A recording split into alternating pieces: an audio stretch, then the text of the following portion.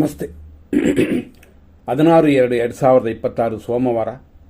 ಸೂರ್ಯೋದಯ 6:42, ಸೂರ್ಯ ಅಸ್ತಮನ ಸಂಜೆ 6:26ಗೆ. ಇವತ್ತು ಚತುರ್ದಶಿ ಇದೆ, 17:34ವರೆಗೂ, ಅಂದರೆ ಸಂಜೆ 5:34ವರೆಗೂ. ಆನಂತರ ಅಮಾವಾಸ್ಯೆ ಪ್ರಾರಂಭ. ಅಮಾವಾಸ್ಯೆ ದಿನ ಪೂರ್ತಿ ಇರುತ್ತದೆ, ಅಂದರೆ ಈ ದಿನ ಪೂರ್ತಿ ಇರುತ್ತದೆ. ಇವತ್ತಿನ ನಕ್ಷತ್ರ ಶ್ರವಣ ನಕ್ಷತ್ರ. ಇದು ರಾತ್ರಿ 8:47ವರೆಗೂ. ಆನಂತರ ಧನಿಷ್ಠಾ ನಕ್ಷತ್ರವಿದೆ. ಶ್ರವಣ ನಕ್ಷತ್ರ ಇರುವ ರಾತ್ರಿ ಅಂದರೆ 8:47ವರೆಗೂ ಇವತ್ತಿನ ದಿನ ಯೋಗ ಏನಿದೆ ಅಂದರೆ ಅಮೃತ ಕಾರ್ಯಸಿದ್ಧಿ. ಆನಂತರನೂ ಕೂಡ ಅಂತಂದರೆ ಶ್ರವಣ ಮುಗಿದು ಧನಿಷ್ಠಾ ಪ್ರಾರಂಭವಾಗುವ ರಾತ್ರಿ 8:47ನ ಮೇಲೆ ಸಿದ್ಧಿಯು ಕಲ್ಯಾಣ ಯೋಗವೂ ಉಂಟು. ಈ ರೀತಿಯಾಗಿ ಇವತ್ತಿನ ದಿನದಲ್ಲಿ ಬೆಳಿಗ್ಗೆ 6:42ರಿಂದ 8:20ವರೆಗೂ ಶ್ರವಣ ನಕ್ಷತ್ರ, 8:22ವರೆಗೂ ಮಾತ್ರ 2ನೇ ಪಾದ. ಆನಂತರ 3ನೇ ಪಾದ ಸ್ಟಾರ್ಟ್ ಆಗುತ್ತೆ 8:22 ಮೇಲೆ ಮಧ್ಯಾಹ್ನ 2:36ವರೆಗೂ. ಇದು 3ನೇ ಪಾದ. ನೆಕ್ಸ್ಟ್ 2:36ನ ಮೇಲೆ ರಾತ್ರಿ 8:47ವರೆಗೂ ಶ್ರವಣ ನಕ್ಷತ್ರ 4ನೇ ಪಾದ, ಮಕರ ರಾಶಿ. ಇಷ್ಟಕ್ಕೆ ಶ್ರವಣ ನಕ್ಷತ್ರವೇ ಮುಗಿತದೆ. ಅಲ್ಲಿಂದ ರಾತ್ರಿ 2:57ವರೆಗೂ ಧನಿಷ್ಠಾ ನಕ್ಷತ್ರ 1ನೇ ಪಾದ.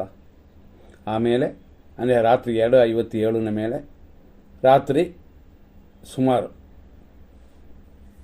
ನಾಳೆಯವರೆಗೂ, ಅಂದರೆ ಬೆಳಗ್ಗೆ ಸೂರ್ಯೋದಯದವರೆಗೂ ಧನಿಷ್ಠಾ ನಕ್ಷತ್ರ 2ನೇ ಪಾದ ಬರುತ್ತದೆ. ಆದ್ದರಿಂದಾಗಿ ನಕ್ಷತ್ರ ಪಾದಗಳನ್ನ ತಿಳ್ಕೊಳ್ಳಿ.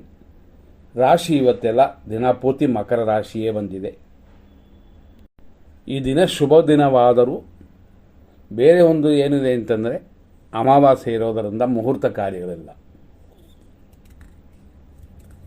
ಇವತ್ತು 100% ಶುಭವಾಗಿರುವ ಎಮರ್ಜೆನ್ಸಿ ಟೈಮ್ ನೋಡೋಣ. 9:40ರಿಂದ 11:04, ಮಧ್ಯಾಹ್ನ 1:47ರಿಂದ 3:16, ಸಂಜೆ 4:07ರಿಂದ ರಾತ್ರಿ 12:32, ಬೆಳಗಿನ ಜಾವ 4:38 ಮೇಲೆ ಇದು ಒಂದು ಶುಭ ಸಮಯ. ಒಳ್ಳೆಯ ಕಾರ್ಯಗಳು ಮಾಡಿ, ಧರ್ಮ ಕಾರ್ಯಗಳನ್ನ ಮಾಡಿ, ಮುಹೂರ್ತ ಕಾರ್ಯಗಳೆಲ್ಲ.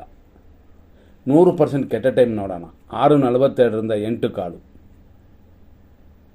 ಕಂಟಿನ್ಯೂ ಆಗಿ ಹಂಗೆ ರಾಹು ಕಾಲವು ಬಂದಿರುತ್ತೆ 8:10ರಿಂದ 9:38. ಹಂಗಾಗಿ ಮೃತ್ಯು ರಾಹು ಕಾಲ ಎರಡೂ ಕೆಟ್ಟದಾಗಿರೋದ್ರಿಂದ ಬೆಳಿಗ್ಗೆ 6:42ರಿಂದ 9:38ವರೆಗೂ ಅಶುಭ ಸಮಯ.